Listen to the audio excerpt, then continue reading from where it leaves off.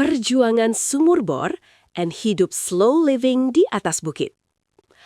Hari ini, kami ingin berbagi sebuah perjalanan. Bukan perjalanan singkat. Bukan perjalanan mudah. Tapi perjalanan hidup yang benar-benar mengubah cara kami memandang arti cukup, sabar, dan bersyukur. Kami tinggal di atas bukit, sekitar 150 meter di atas permukaan laut. Tempat yang indah, tenang, jauh dari keramaian, tapi juga penuh tantangan yang tidak semua orang mungkin sanggup menjalaninya. Banyak orang bermimpi tentang hidup tenang di alam. Bangun pagi dengan suara burung, udara segar tanpa polusi, malam gelap penuh bintang. Tapi yang jarang orang ceritakan adalah, di balik keindahan itu ada perjuangan yang sangat nyata. Di sini tidak ada yang instan, tidak ada tombol mudah.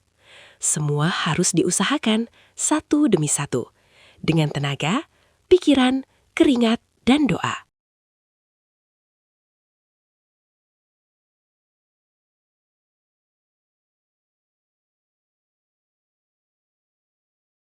Kami memutuskan untuk hidup mandiri, pelan, sederhana, jauh dari hiruk-pikuk kota.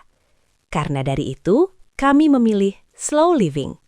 Slow living itu bukan berarti hidup santai tanpa usaha. Justru buat kami itu sebaliknya. Slow living itu hidup dengan sadar. Setiap langkah dipikirkan, setiap keputusan penuh tanggung jawab. Setiap hasil adalah buah dari kerja keras itu sendiri. Awalnya sangat berat, benar-benar sangat jauh dari kata nyaman. Kami harus membangun semuanya dari nol. Dari mulai listrik, air, akses jalan, dan masih banyak lagi. Semuanya itu butuh perjuangan. Untuk listrik saja kami tidak bisa bergantung penuh pada jaringan luar, karena listrik di pusat kota sendiri saja masih saja suka yang namanya mati lampu. Itu yang kami tidak inginkan. Sampai akhirnya, kami membangun sistem tenaga surya sendiri yang bisa cover kebutuhan listrik kami 24 jam non-stop. Kami menggunakan solar panel dengan kapasitas yang menurut kami cukup, lebih dari 23.000 watt. 14.000 watt untuk villa utama kami tinggal, dan 8.000 watt lebih untuk area peternakan kami. Tentunya itu bukan hal kecil. Itu butuh biaya, tenaga, dan proses belajar yang panjang. Tapi kami percaya, kalau mau hidup mandiri, menurut kami ya kitanya harus siap bertanggung jawab atas kebutuhan sendiri. Sebagai info untuk kalian, apa sih tantangan terbesar kami selama tinggal di sini? Tantangan terbesar kami adalah air. Dari semua kebutuhan hidup, yang paling menantang di tempat kami yang di dataran tinggi ini adalah air. Air adalah kehidupan. Untuk minum, untuk mandi, untuk mencuci, untuk ternak, untuk tanaman. Tanpa air, tidak akan ada kehidupan. Sebenarnya, di daerah kami sudah ada suplai air gratis dari pemerintah setempat loh. Sumbernya dari air terjun alami yang tidak pernah kering. Ini ada di video kami sebelumnya pernah kita upload, bisa kalian lihat sendiri.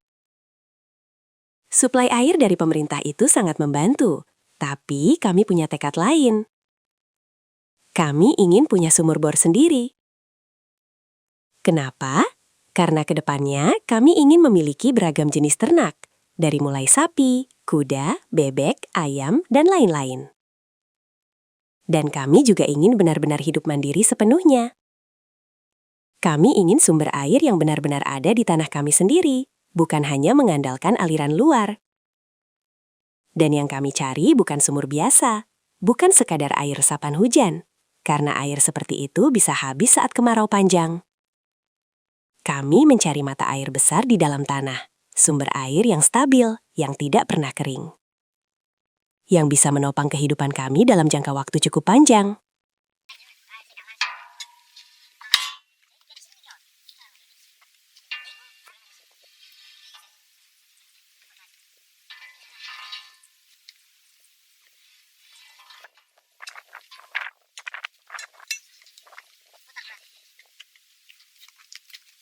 Kami mau info ke kalian juga nih. Sekitar 3 tahun yang lalu, kami pernah mencoba melakukan pengeboran sumur memakai jasa dari pihak luar. kami bor sumur, sangat dalam sekali. Meter demi meter tanah kami tembus, batu keras, lapisan demi lapisan. Bayangkan, kita bor sampai kedalaman 115 meter loh, tapi hasilnya nol. Tidak ada air sama sekali yang keluar. Tenaga, waktu, dan uang terkuras setiap harinya. Selama hampir 1,5 bulan, kami bolak-balik mengerjakan ini. Jarak yang kami tempuh dahulu sekitar hampir 2 jam bolak-balik dari tempat kami tinggal sementara sampai ke lokasi tanah kami ini. Karena dulunya di tanah kami yang tinggal di sekarang ini masih belum ada apa-apa. Hanya ada savana rumput kering saja, masih kosong sekali, tidak ada apa-apa. Jadi kami harus sewa tempat tinggal sementara dan jaraknya itu lumayan jauh sekali. Tapi disitulah kami belajar satu hal penting tentang hidup. Jangan mudah menyerah. Waktu itu kami menggunakan jasa sumur bor. Mereka tidak memiliki alat geolistrik, hanya mengandalkan alat seadanya saja. Disitulah titik gagalnya. Jadi teman-teman, banyak yang tanya ke saya, emang bisa ya cari air di atas bukit kapur begini? Jujur, saya juga dulu ragu. Tempat ini tingginya sekitar 150 meter di atas permukaan laut. Tanahnya tipis, gali sedikit langsung ketemu batu kapur yang sangat keras sekali. Bukan tanah hitam, bukan tanah sawah, tapi bukit batu yang super keras dan kering. Di sini, kalau mau gali tanah untuk menanam pohon, kami membutuhkan mesin jackhammer. Tidak bisa hanya cuma bermodalkan linggis ya teman-teman. Karena seperti yang kami infokan, tanah batunya super keras. Menggali kedalaman 1 meter saja butuh hampir 1 hari jika menggunakan jackhammer. Jadi kebayangkan kerasnya batu di tanah kami ini? Itu juga jadi salah satu tantangan kami terbesar juga jika ingin menanam pohon di sini. Oh iya, kalau hujan, di sini air cepat sekali hilang, meresap masuk lewat celah-celah batu. Makanya orang bilang daerah kapur itu susah air. Dan memang itu benar sekali, karena kami sendiri merasakannya.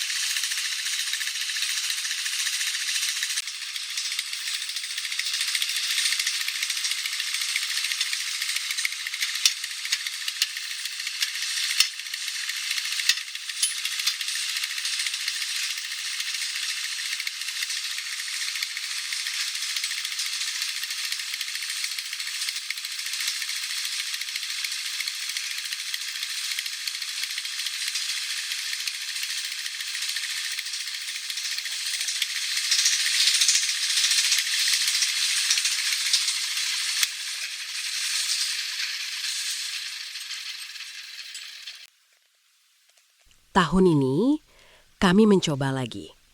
Bukan dengan nekat, tapi dengan ilmu. Kami menggunakan alat geolistrik, alat untuk mendeteksi kandungan air di dalam tanah. Kami berjalan menyusuri tanah kami, mencari titik yang tepat, mencari tanda-tanda kehidupan di bawah permukaan. Dan akhirnya, kami menemukan satu titik. Hasil pembacaan grafik menunjukkan air mulai terdeteksi di kedalaman sekitar 36 meter. Dan indikasi akuifer besar terbaca hingga kedalaman sekitar 100 meter. Wah, kalau benar seperti ini, berarti ini bukan mata air biasa. Ini bukan resapan air hujan juga. Ini benar-benar mata air yang cukup besar. Hati kami mulai punya harapan lagi. Tapi kali ini, harapan yang disertai perhitungan. Lalu pertanyaan lain kami dalam hati. Apakah alat geolistrik ini benar-benar akurat? Atau sama sekali tidak? Karena jika hasilnya tidak akurat, berarti kami akan gagal lagi untuk yang kedua kalinya.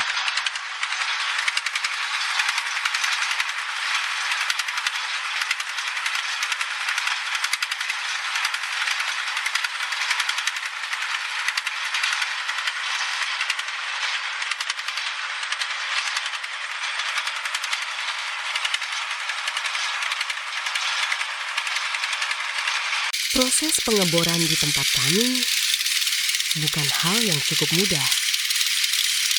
Biaya di sini cukup mahal.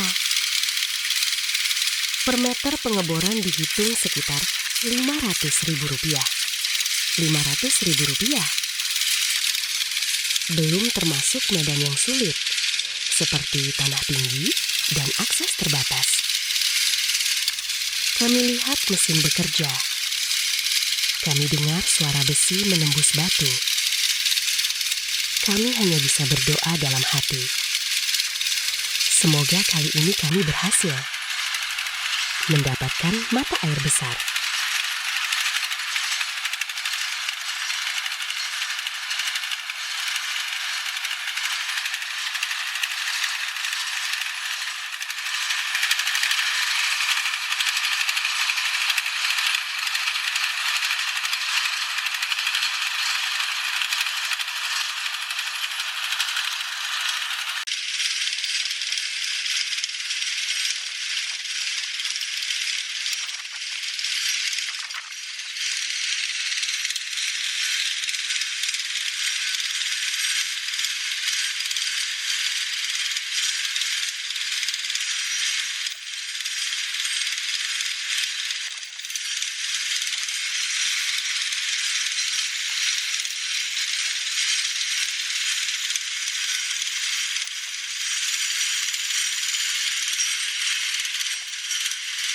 Ada satu hal yang menarik. Untuk menemukan air kami sendiri, kami justru harus memakai air dari luar terlebih dahulu ya. Karena saat proses pengeboran berlangsung, air bukan hanya kebutuhan tambahan, tapi bagian utama dari pekerjaan itu sendiri. Air dipompa terus ke dalam lubang bor untuk membantu menghancurkan tanah dan batu, membawa keluar serpihan dari dalam, dan menjaga mesin bor tetap aman bekerja di kedalaman. Dan jumlah air yang dipakai tidak sedikit. Dalam sehari, proses pengeboran bisa menghabiskan hingga 20.000 liter air. Jumlah sebesar itu jelas tidak mungkin kami ambil dari sumber kecil atau cadangan terbatas yang kami punya. Jadi, kami tidak melihat itu sebagai ketergantungan ya. Kami melihatnya justru sebagai bagian dari proses menuju mandiri. Kami memakai air dari luar bukan untuk selamanya, tapi sebagai langkah awal untuk membuka akses ke sumber air kami sendiri. Ibaratnya, seperti seseorang yang menanam pohon, ia tetap perlu menyiram dari luar sebelum pohon itu tumbuh dan memberi manfaat jangka panjang. Bagaimana? Sudah paham kan sekarang?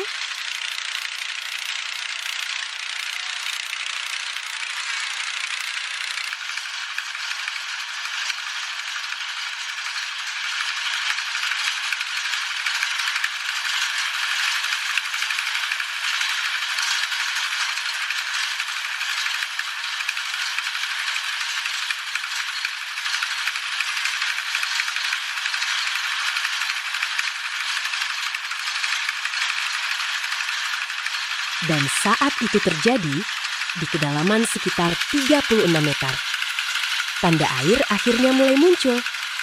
Bukan sekadar lembab, bukan sekadar rembesan kecil, tapi air yang nyata. Semakin dalam, semakin kuat sekali indikasinya. Sampai akhirnya pengeboran selesai di kedalaman 100 meter. Kami belum berani terlalu senang, karena kami tahu yang penting bukan cuma ada air, tapi seberapa kuat debitnya dan seberapa cepat pulihnya.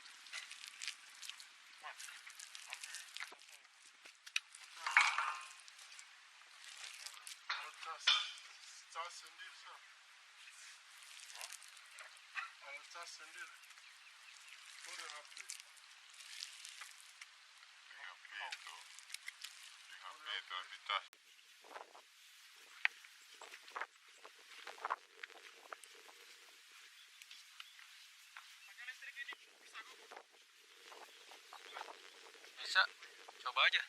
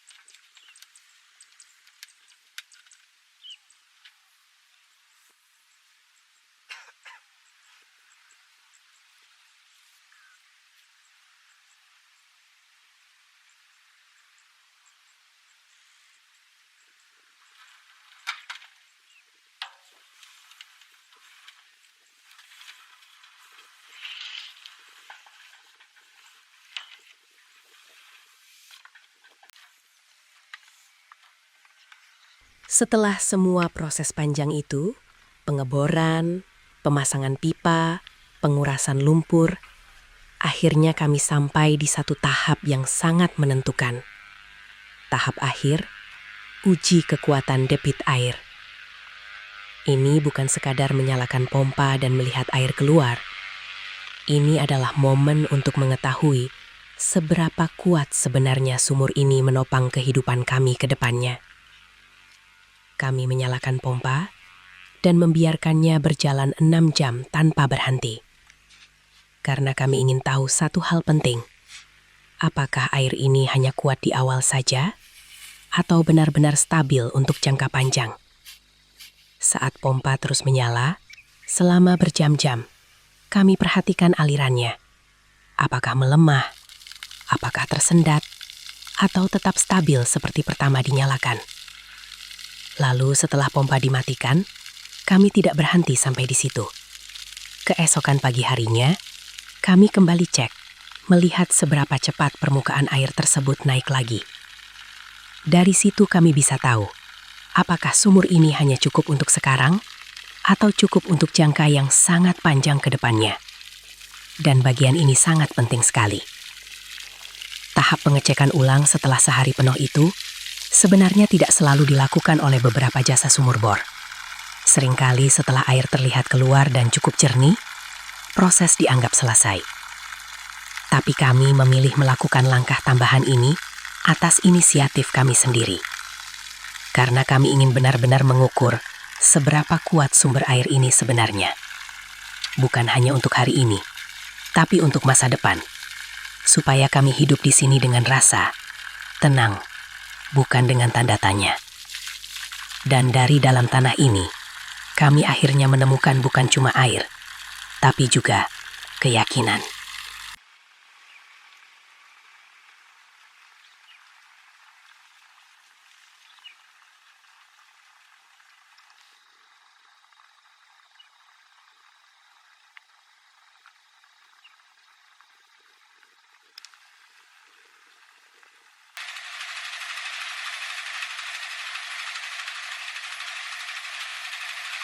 Setelah proses pembersihan lumpur yang berlangsung sekitar 6 jam, kami lakukan tes lagi.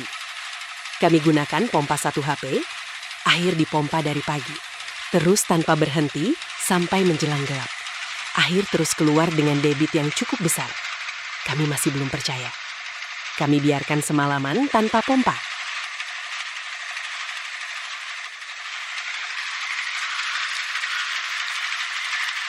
Mata air yang kami dapatkan, airnya sendiri tipikal air kapur.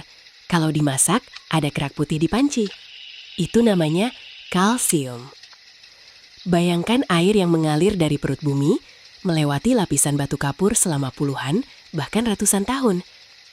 Di sepanjang perjalanannya, air itu menyerap mineral alami seperti kalsium dan magnesium. Dua zat penting yang dibutuhkan tubuh dan juga hewan ternak. Saat diminum manusia, air ini membantu memenuhi asupan mineral harian secara alami. Kalsium mendukung kekuatan tulang dan gigi, sementara magnesium berperan dalam kerja otot, saraf, dan menjaga keseimbangan tubuh. Selama kadarnya tidak berlebihan, air seperti ini juga membantu tubuh tetap terhidrasi dengan baik, yang berdampak pada kulit yang tidak mudah kering dan metabolisme yang lebih stabil. Bagi ternak, kandungan mineral dalam air kapur juga memberi manfaat serupa.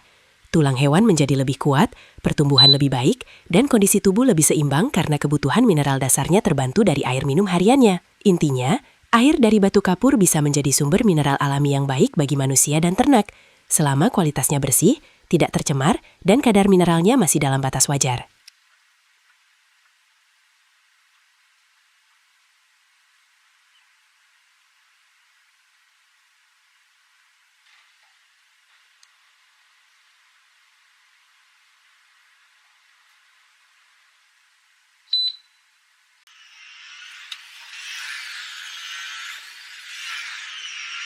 Keesokan paginya, sebelum pemasangan pompa permanen, kami ukur lagi. Dan permukaan air kembali ke titik awal, sekitar 36 meter. Artinya satu hal, ini bukan air hujan biasa. Ini bukan tampungan sementara. Ini mata air besar di dalam tanah. Air yang stabil, air yang hidup. Air yang memiliki debit air stabil sepanjang tahun. Itu tanda kami bukan cuma dapat genangan air hujan biasa. Kami kena jalur air di dalam batu kapur. Semacam lorong-lorong alami di dalam bukit yang menyimpan dan mengalirkan air pelan tapi terus-menerus. Bisa dibilang, ini akuifer batu kapur yang cukup besar dan stabil. Oh iya. Naik. Hah? Naik lagi. Naik lagi. Berarti udah bukan 3-3 lagi dia ya. Ngisi terus berarti dia ya. Coba mas. Iya.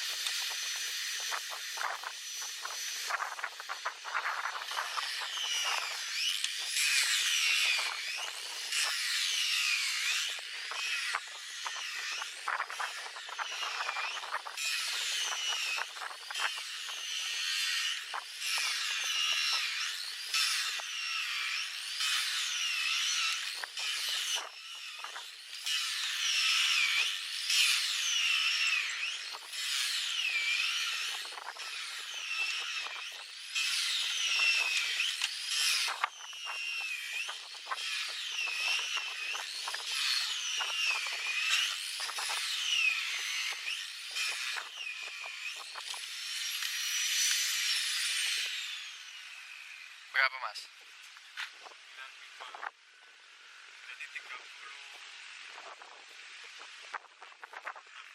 30. Ini 4 meter ya? 9 pipa kali 4, 36 meter. Berarti di kedalaman 36 ya?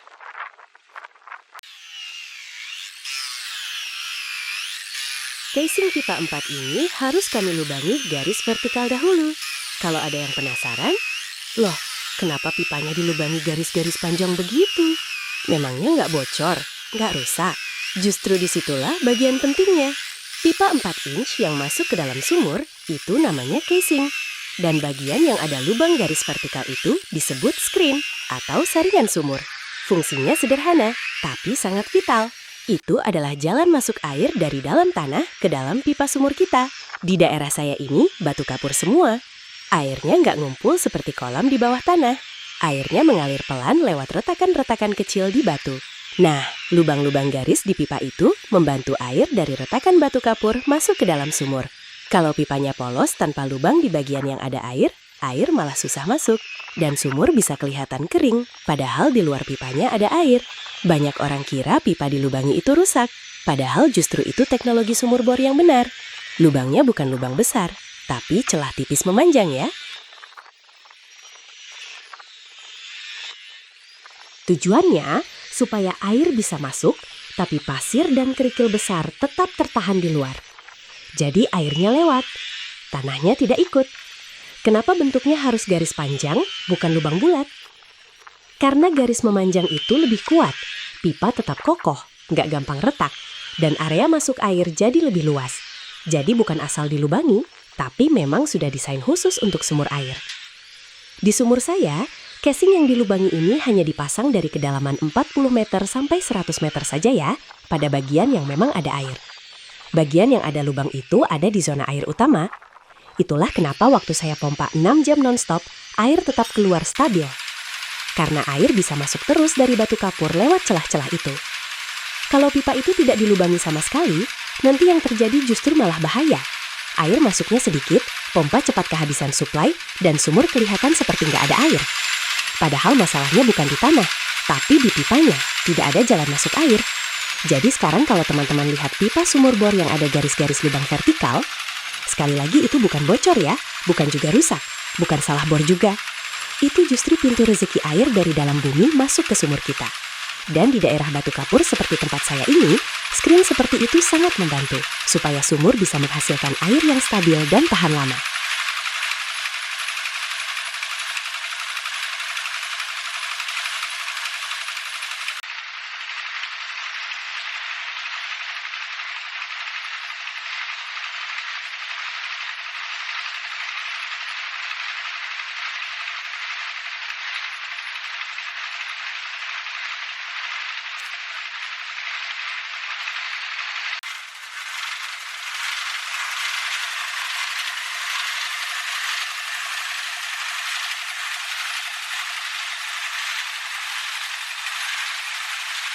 Dalam pembuatan sumur ini, ada detail kecil yang mungkin jarang orang lihat.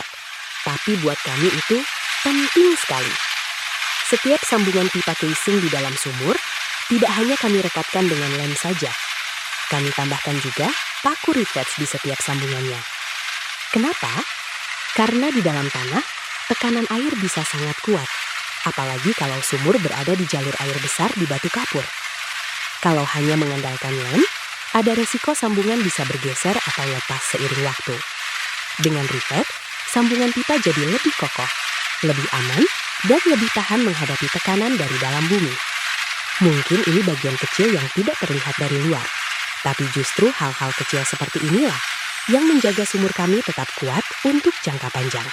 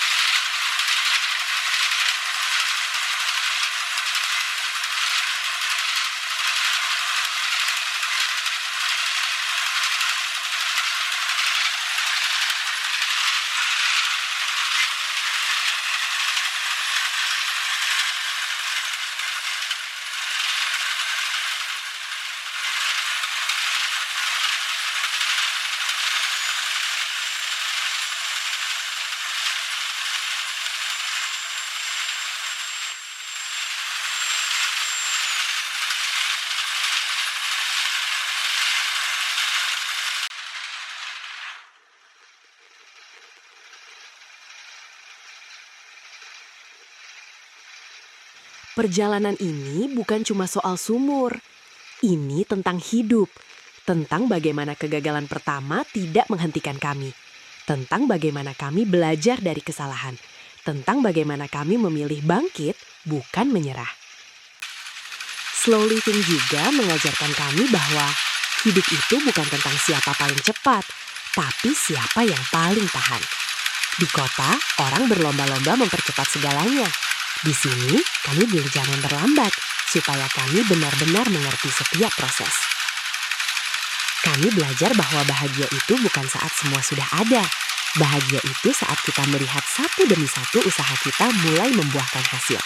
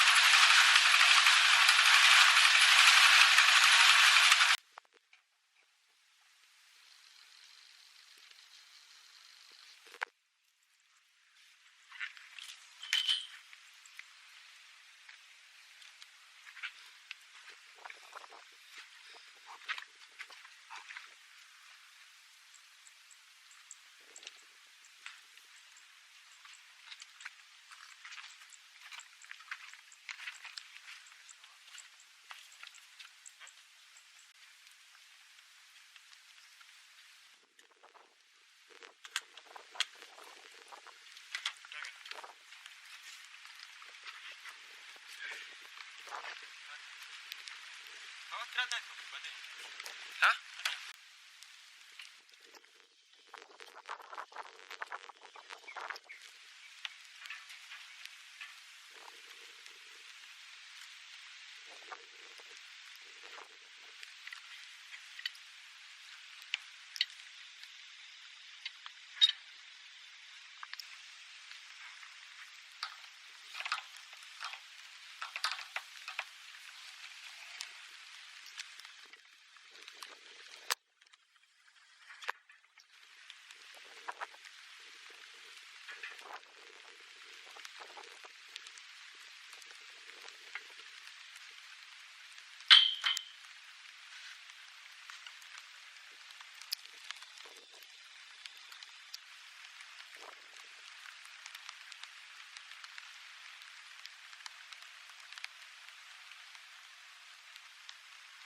Setelah sumur selesai dibersihkan dan air mulai jernih, tibalah saatnya kami pasang jantung dari sistem air kami. Kami pakai pompa submersible merek Shimizu 1,5 AP. Pompa ini memang cukup kuat karena sumur kami dalam dan berada di atas bukit. Casing sumur yang kami pakai ukurannya 4 inch dan total yang masuk ke dalam tanah ada 25 batang pipa. Pipa-pipa inilah yang menjaga dinding sumur tetap stabil dan jadi jalur tempat air naik ke atas. Untuk pipa air bersihnya, kami pakai ukuran 1 inch, cukup untuk aliran rumah dan kebutuhan ternak nantinya. Pompa submersible itu kami turunkan perlahan ke dalam sumur, bukan sampai dasar, tapi kami gantung di kedalaman sekitar 60 meter. Kenapa tidak di dasar? Karena di bagian paling bawah biasanya masih ada sisa endapan halus. Kalau pompa terlalu bawah, kotoran bisa ikut tersedot. Dengan posisi di 60 meter, pompa tetap berada jauh di bawah permukaan air, jadi aman dari kehabisan air saat dipakai, tapi juga tidak menghisap lumpur dasar. Jadi kalian sudah paham kan? Sekarang, saat pompa sudah di posisi, pipa sudah tersambung, dan kabel sudah rapi. Rasanya campur aduk, deg-degan, penasaran, dan berharap semuanya berjalan lancar. Karena mulai dari titik itu, air dari dalam perut bukit akan naik lewat pipa kecil itu, dan menjadi sumber kehidupan di tanah kami nantinya. Bukan cuma mesin yang bekerja, tapi hasil dari perjalanan panjang, dari gagal, mencoba lagi, sampai akhirnya bisa berdiri di titik ini.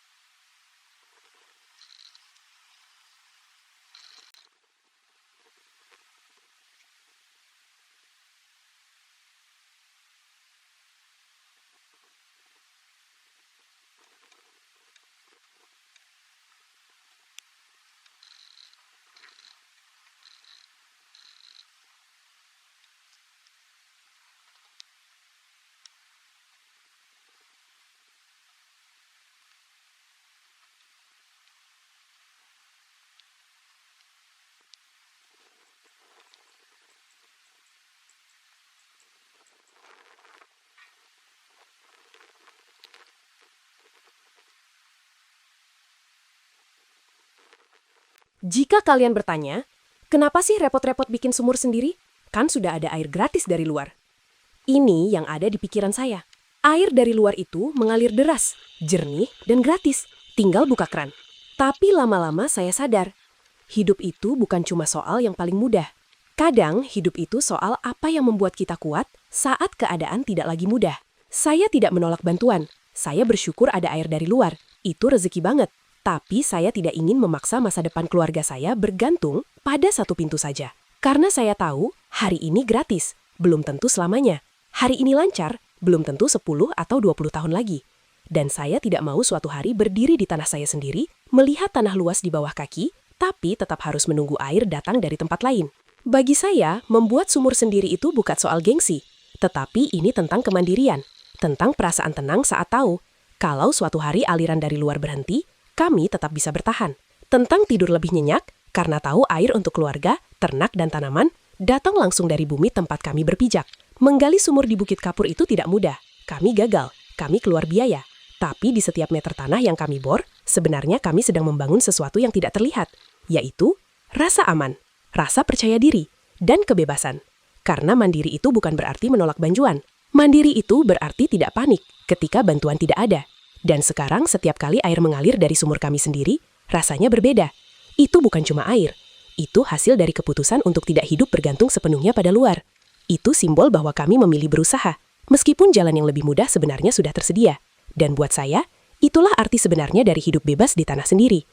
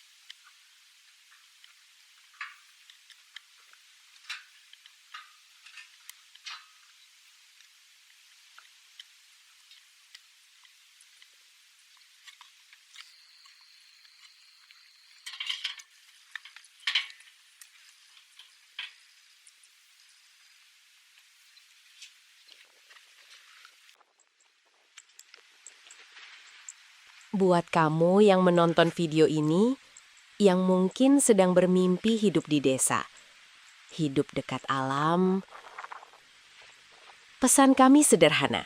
Mulai saja dulu. Tidak harus langsung besar, tidak harus langsung sempurna. Mulai dari langkah kecil, belajar pelan-pelan.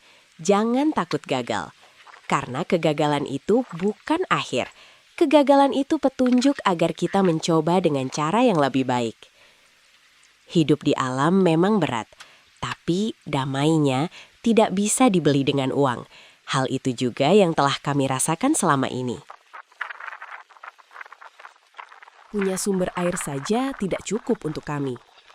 Air juga harus dijaga kualitasnya. Baik air dari sumur yang kami bor sendiri, maupun air yang datang dari luar, semuanya tidak langsung kami pakai begitu saja. Air itu kami alirkan dulu ke sistem penyaringan, disaring pelan-pelan, dibersihkan, supaya benar-benar layak untuk kebutuhan sehari-hari. Setelah itu, barulah air ditampung di tandon besar, kapasitasnya sekitar 8.000 liter. Tandon itu seperti jantung persediaan air kami. Dari situlah air dibagikan ke seluruh area rumah dan sekitar. Kami membagi aliran air jadi 2 jalur. Jalur pertama khusus untuk kebutuhan rumah tangga. Air ini sudah melewati penyaringan, jadi dipakai untuk masak, minum, mandi, cuci piring, dan semua kebutuhan keluarga.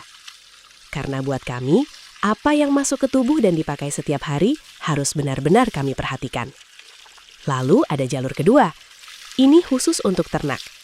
Airnya tetap dari sumber yang sama, tapi tidak perlu melalui penyaringan rumit seperti untuk rumah.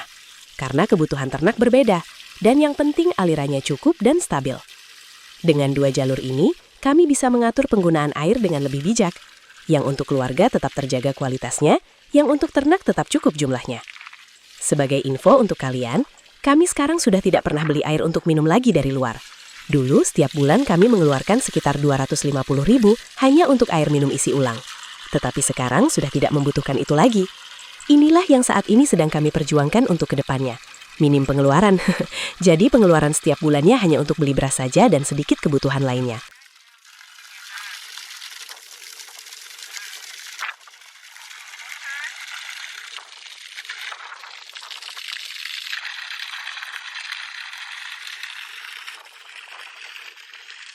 Hari ini, setelah hampir 3 tahun penantian, setelah gagal, setelah mencoba lagi, setelah doa yang tidak pernah putus, akhirnya kami benar-benar memiliki mata air besar kami sendiri. Sumber kehidupan yang jauh di luar ekspektasi kami. Untuk rumah kami, untuk ternak kami, untuk masa depan kami di tanah ini. Terima kasih Tuhan, untuk semua berkat yang Engkau titipkan kepada kami. Terima kasih untuk semua orang yang sudah membantu, yang tidak bisa kami sebutkan satu persatu. Dukungan kalian adalah bagian dari perjalanan ini. Dan untuk kamu yang masih berjuang di jalan hidupmu sendiri, percayalah, selama masih mau berusaha, tidak ada perjuangan yang sia-sia. Sampai jumpa di perjalanan kami selanjutnya.